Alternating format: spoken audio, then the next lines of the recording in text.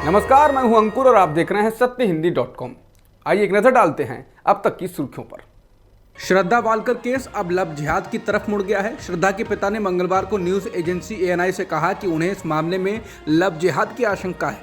श्रद्धा के पिता ने कहा कि मुझे एक लव जिहाद के एंगल पर संदेह है। उन्होंने आफ्ताब के लिए मौत की सजा की मांग की और साथ ही कहा कि मुझे दिल्ली पुलिस पर भरोसा है और जांच सही दिशा में आगे बढ़ रही है। उन्होंने कहा कि श्रद्धा अपने चाचा के करीब थी और मुझसे ज़्यादा बात नहीं करती थी। उन्होंने कहा कि मैं कभी भी आफ्ताब के संपर्क में नहीं था। श्रद्धा हत्याकांड के मामले में मुंबई में मंगलवार को बीजेपी ने लव जिहाद की जांच के लिए प्रदर्शन किया। बीजेपी नेता गिरिराज सिंह और बीजेपी विधायक राम कदम ने इस मामले की जांच लव जिहाद के एंगल से करने की मांग की है। इस रिपोर्ट के बनाए जाने तक लव जिहाद एंगल को लेकर दिल्ली पुलिस ने कोई बयान नहीं दिया है। मुंबई में बीजेपी विधायक राम कदम के नेतृत्व में मंगलवार को पार्टी कार्यकर्ताओं ने प्रदर्शन किया और इस हत्याकांड की जांच लव जिहाद के एंगल से करने की मांग की। बीजेपी कार्यकर्ताओं के हाथों में पोस्टर थे जिन पर लिखा था, श्रद्धा का मामला क्या लव जिहाद का मामला है, जांच होनी चाहिए। बीजेपी के सीनियर नेताओं में शुमार गिरिराज सिंह ने मंगलवार को कहा कि देश में मुस्लिमों का लव जिहाद मिशन चल रहा है, हिंदू बेटियां खतरे में हैं, दिल्ली पुलिस लव जिहाद के एंगल से इसकी जांच करे। मुंबई में प्रदर्शन के दौरान राम कदम ने भी इन्हीं लाइन पर मीडिया को बयान दिया। उन्होंने कहा कि वो इस संबंध में पत्र लिखने जा रहे हैं।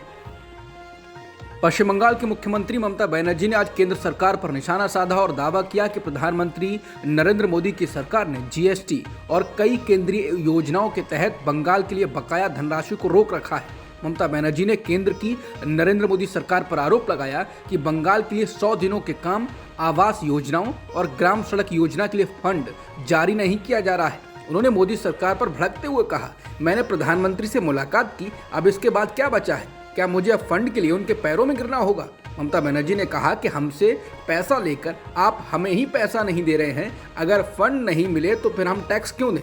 ममता बनर्जी ने ये टिप्पणी पश्चिम बंगाल के झारग्राम जिले में बिरसा मुंडा की प्रतिमा का अनावरण करने के मौके पर बोलते हुए की। शिवसेना पार्टी के नाम और धनुष और बाण के चिन्ह को फ्रीज करने के चुनाव आयोग के फैसले को चुनौती देने वाली उद्धव ठाकरे की याचिका को दिल्ली हाईकोर्ट ने खारिज कर दिया है। इसके साथ ही कोर्ट ने चुनाव आयोग से कहा है कि शिवसेना के दोनों गुटों के बीच चल रहे विवाद पर जितनी जल्दी हो सके फैसला ले। बता दें, चुनाव आयोग ने शिवसेना के नाम और चिन्ह पर 8 अक्टूबर को जारी आदेश में प्रतिबंध लगा दिया है और कहा कि कोई भी अंतिम आदेश तक इसका इस्तेमाल नहीं कर सकता है। वहीं उद्धव ठाकरे गुट ने इस आदेश को हाईकोर्ट में चुनौती दी और कहा कि आयोग का यह आदेश अवैध है। ठाकरे गुट ने कल ही कोर्ट में सुनवाई के दौरान कहा था कि 30 साल तक उन्होंने पार्टी चलाई, पर आज पिता बाला साहेब के नाम से ही किनारा करना पड़ रहा है। ठाकरे के वकील ने कहा था कि आखिर पार्टी को उद्धव ठाकरे के पिता बाला साहेब ठाकरे ने खड़ा किया था, वो ही इसके असली हकदार हैं।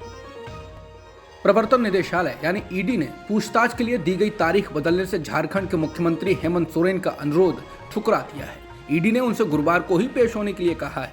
ED के सूत्रों ने आज 15 नवंबर मंगलवार को ये जानकारी दी। सूत्रों ने बताया कि मुख्यमंत्री ने केंद्रीय जांच एजेंसी को पत्र लिखकर अनुरोध किया था कि उन्हें गुरुवार को पेश होने के बजाय एक दिन पहले बुधवार को पेश होने की अनुमति दी जाए। ED के एक वरिष्ठ अधिकारी ने बताया कि अनुरोध को तकनीकी आधार पर खारिज कर दिया गया है और उन्हें गुरुवार को पेश होने के लिए कहा गया है। ED अधिकारियों ने कहा कि हमने गुरुवार को रांची में ED के क्षेत्रीय कार्यालय की सुरक्षा के लिए झारखंड के DGP को भी लिखा है। G20 समिट में शामिल होने इंडोनेशिया के बाली पहुंचे पीएम मोदी ने यहां भारतीय समुदाय को भी संबोधित किया। पीएम मोदी ने अपने भाषण के दौरान कहा कि 2014 से पहले और 2014 के बाद के भारत में बहुत बड़ा फर्क है और वो फर्क स्पीड और स्केल का है। हालांकि इस बीच लोगों ने मोदी का नाम चिल्लाना शुरू किया तो मोदी ने कहा कि मोदी नहीं, स्पीड और स्केल का फर्क है। पीएम मोदी ने कहा कि कोरोना काल में हमने देखा है भारत ने दवाइयों से लेकर वैक्सीन तक जरूरी संसाधनों के लिए आत्मनिर्भरता हासिल की है, उसका लाभ पूरी दुनिया को मिला है। भारत की सामर्थ्य ने कितने ही देशों के लिए एक सुरक्षा का काम किया है। उन्होंने कहा कि भारत का टैलेंट, टेक्नोलॉजी, इनोवेशन इंडस्ट्री ने आज दुनिया में अपनी पहचान बनाई है। गुजरात विधानसभा चुनाव में टिकट न मिलने के कारण बीजेपी के नेताओं ने बगावत कर दी है। उन नेताओं के विरोध और गुस्से को शांत करने के लिए बीजेपी केंद्रीय गृह मंत्री अमित शाह द्वारा सुझाए गए प्रेम और करुणा के दृष्टिकोण को अपना रही है और असंतुष्ट नेताओं के साथ आमने सामने चर्चा करने की योजना बना रही है। बता दें, एक दिन पहले गांधीनगर में पार्टी के मुख्यालय कमलम में कुछ सीटों पर टिकटों को लेकर भाजपा के कार्यकर्ताओं ने विरोध प्रदर्शन किया था, हंगामा किया था। एनडीटीवी के अनुसार पार्टी के एक सूत्र ने कहा कि असंतुष्ट लोगों से बात करने के लिए राज्य के नेताओं की एक टीम को काम दिया गया है। अमर उजाला की रिपोर्ट में गुजरात चुनाव का कामकाज देख रहे भाजपा के एक वरिष्ठ सांसद ने नाम छिपाने के अनुरोध पर कहा कि रविवार शाम को अमित शाह ने प्रदेश भाजपा कार्यालय कमलम पर 4 घंटे की एक उच्च स्तरीय बैठक की। इस बैठक में सीएम भूपेंद्र पटेल, केंद्रीय मंत्री मनसुख मंडाविया समेत 4 जोन के महामंत्री भी शामिल हुए। इस दौरान उन्होंने नाराजगी वाली सभी सीटों पर एक एक कर चर्चा की। बैठक में उन्होंने गुजरात भाजपा के नेताओं से 2 टूक कहा। नाराज सभी लोग पार्टी और परिवार के हैं, उन पर दबाव डालने के बदले समझाकर और प्रेम से काम लो। जो समझाने पर ना माने तो उन्हें 14वां रत्न देखने का दिल्ली से आदेश है। जब तक जरूरत ना पड़े तब तक ये ब्रह्मास्त्र को मत छोड़ना। केंद्रीय गृह मंत्री अमित शाह ने गुजरात की सत्ता में वापस लौटने की सूरत में बीजेपी का मुख्यमंत्री कौन होगा, इसे लेकर स्थिति साफ कर दी है। अमित शाह ने CNN न्यूज़ 18 की ओर से अहमदाबाद में आयोजित एक कार्यक्रम में कहा, अगर बीजेपी सत्ता में आई तो भूपेंद्र पटेल ही अगले मुख्यमंत्री होंगे। बता दें, सितंबर 2021 में बीजेपी ने विजय रूपानी को मुख्यमंत्री पद से हटाया था और भूपेंद्र पटेल को कुर्सी सौंपी थी। उस वक्त इस फैसले पर लोगों को आश्चर्य हुआ था, क्योंकि भूपेंद्र पटेल 2017 में पहली बार विधायक बने थे। पटेल को इस बार भी उनकी पुरानी सीट घाट लोडिया से चुनाव मैदान में उतारा गया है। वहीं गुजरात में जोर शोर से चुनाव लड़ रही आम आदमी पार्टी ने पूर्व पत्रकार ईसुदान गढ़वी को मुख्यमंत्री का चेहरा बनाया है, जबकि कांग्रेस ने अभी तक इस बारे में कोई ऐलान नहीं किया है। 30 अक्टूबर को मोरबी ब्रिज हादसे का गुजरात हाईकोर्ट ने स्वतः संज्ञान लिया था। आज इस मामले पर सुनवाई करते हुए हाईकोर्ट ने ओरेबा समूह के अजंता मैन्युफैक्चरिंग को पुल के नवीनीकरण का ठेका देने के तरीके पर सवाल उठाए। कोर्ट ने कहा कि राज्य ने ऐसे कदम उठाए जो उससे अपेक्षित थे, लेकिन मोरबी सिविक बॉडी और नवीनीकरण के लिए एक निजी ठेकेदार के बीच हुए समझौते पर हस्ताक्षर केवल 1.5 पृष्ठ का है। कोई टेंडर नहीं निकाला गया था। इसी टेंडर को निकाले बिना कॉन्ट्रैक्ट क्यों दिया गया? चीफ जस्टिस रविंद्र कुमार और जस्टिस आशुतोष जे शास्त्री की बेंच ने कहा, यह आश्चर्य की बात है कि बिना किसी टेंडर के अजंता कंपनी को राज्य की उदारता दी गई थी। कोर्ट ने यह भी नोट किया कि 2017 में सस्पेंशन ब्रिज के संबंध में कलेक्टर राजकोट और अजंता के बीच समझौता खत्म हो जाने के बाद भी 2 साल तक पुल के रखरखाव का काम अजंता ने जारी रखा था। मोरबी हादसे पर सुनवाई के दौरान गुजरात हाईकोर्ट ने राज्य सरकार के सामने कई प्रश्नों को उठाया। कोर्ट ने पूछा कि समझौते के तहत यह पता नहीं चल रहा है कि प्रमाणित करने की जिम्मेदारी किसके पास है कि पुल उपयोग के लिए उपयुक्त हो गया है। दूसरा सवाल है कि जब MOU 2017 में समाप्त हो गया तो टेंडर जारी करने के लिए क्या कदम उठाए गए। कोर्ट ने तीसरा सवाल पूछा, किस आधार पर जून 2017 के बाद अजंता द्वारा पुल को संचालित करने की अनुमति दी जा रही थी, तब भी जब MOU खत्म हो चुका था और इसको फिर से नहीं किया गया था। क्या गुजरात नगर पालिका अधिनियम की धारा 65 का अनुपालन किया गया? कोर्ट ने पूछा कि इसने गुजरात नगर पालिका अधिनियम की धारा 263 के तहत अपनी शक्तियों का उपयोग क्यों नहीं किया, क्योंकि प्रथम दृष्टया नगर पालिका ने चूक की है, जिसके कारण एक दुर्भाग्यपूर्ण घटना हुई, जिसके परिणाम स्वरूप 135 निर्दोष लोगों की मौत हुई। कर्नाटक में क्लासरूम को भगवा रंग से रंगने के खिलाफ कांग्रेस ने सीएम अंकल अभियान शुरू किया है। मालूम हो कि कर्नाटक सरकार ने प्रदेश के 7,500 से अधिक क्लासरूम को विवेक अभियान के तहत भगवा रंग से रंगने का आदेश दिया है।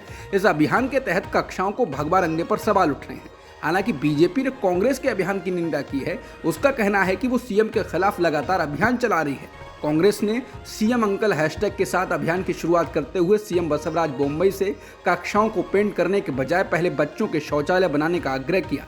इस अभियान के जरिए कांग्रेस ने स्कूली बच्चों की ओर से मुंबई से सवाल खड़े किए हैं।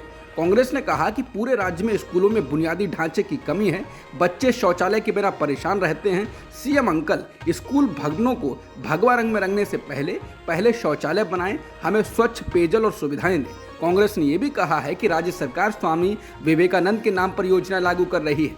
स्वामी विवेकानंद वैज्ञानिक सोच वाले थे, लेकिन मुख्यमंत्री छात्रों में वैज्ञानिक स्वभाव पैदा करने वाले कार्यक्रमों को लागू नहीं कर रहे हैं। कांग्रेस ने कहा, अच्छी शिक्षा नहीं मिल रही है, मिड डे मील गायब है, आप क्या कार्रवाई करने जा रहे हैं? कुपोषित बच्चों को अंडे देने की योजना को ठीक से लागू नहीं किया जा रहा है। अंडे वितरित करने के लिए कार्रवाई करें, अंडे खरीदने में भी भ्रष्टाचार को जगह ना दें। बता दें, कर्नाटक में अगले 3 से 4 महीने में विधानसभा चुनाव की घोषणा हो सकती है। इस अभियान को कांग्रेस की चुनाव तैयारी के मद्देनजर भी देखा जा रहा है। इससे पहले अगस्त में पे सीएम जैसा आक्रामक कार्यक्रम कांग्रेस चला चुकी है। वो अभियान भी काफी लोकप्रिय रहा था। कर्नाटक कांग्रेस लीग से हटकर अभियान चलाने के लिए अब चर्चित होती जा रही है। बीजेपी ने मैनपुरी लोकसभा सीट पर होने वाले उपचुनाव के लिए पूर्व सांसद रघुराज सिंह शाक्य को उम्मीदवार बनाया है।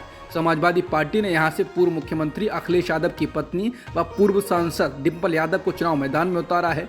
मैनपुरी लोकसभा सीट समाजवादी पार्टी के संस्थापक और उत्तर प्रदेश के पूर्व मुख्यमंत्री मुलायम सिंह यादव के निधन से खाली हुई है।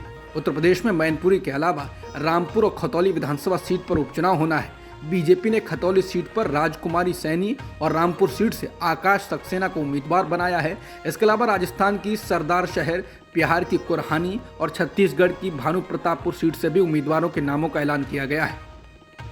उत्तर प्रदेश में मुजफ्फरनगर की खतौली विधानसभा सीट पर बीजेपी ने राजकुमारी सैनी को टिकट दिया है।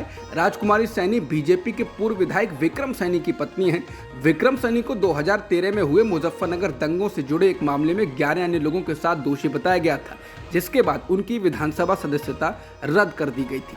अब जिनकी सदस्यता रद्द की गई है, उनकी ही पत्नी को टिकट दे दिया गया है। वहीं इस सीट पर सपा गठबंधन से आरएलडी ने मदन भैया को उम्मीदवार बनाया है। भारतीय फिल्म इंडस्ट्री की अभिनेत्री जैकलीन फर्नांडिस को दिल्ली की पटियाला हाउस कोर्ट से जमानत मिल गई है। जैकलीन के खिलाफ ठग सुकेश चंद्रशेखर से महंगे गिफ्ट लेने और मनी लॉन्ड्रिंग करने के आरोप लगे हैं। एडिशनल सेशन जज शैलेंद्र मलिक ने 200 करोड़ के मनी लॉन्ड्रिंग मामले में जैकलीन को 2 लाख के मुचलके पर जमानत दी। मुंबई इंडियंस के खिलाड़ी किरोन पोलार्ड ने आईपीएल को अलविदा कह दिया है। पोलार्ड ने सोशल मीडिया के जरिए ये जानकारी दी। मुंबई इंडियंस के आक्रामक खिलाड़ी पोलार्ड ने कहा कि मैं कुछ साल और खेलना चाहता था, इसलिए मेरे लिए ये बहुत आसान फैसला नहीं रहा है, लेकिन मुंबई इंडियंस से बातचीत के बाद अब मैंने अपने आईपीएल करियर को विराम देने का फैसला किया। उन्होंने कहा कि वो समझते हैं कि मुंबई इंडियंस को बदलाव की जरूरत है और अगर मैं एमआई के साथ नहीं खेलूंगा तो मैं खुद को किसी और टीम के साथ खेलता नहीं देख सकता। अब तक की खबरों में इतना ही। बाकी खबरों के लिए बने रहिए सत्यहिंदी.com के साथ।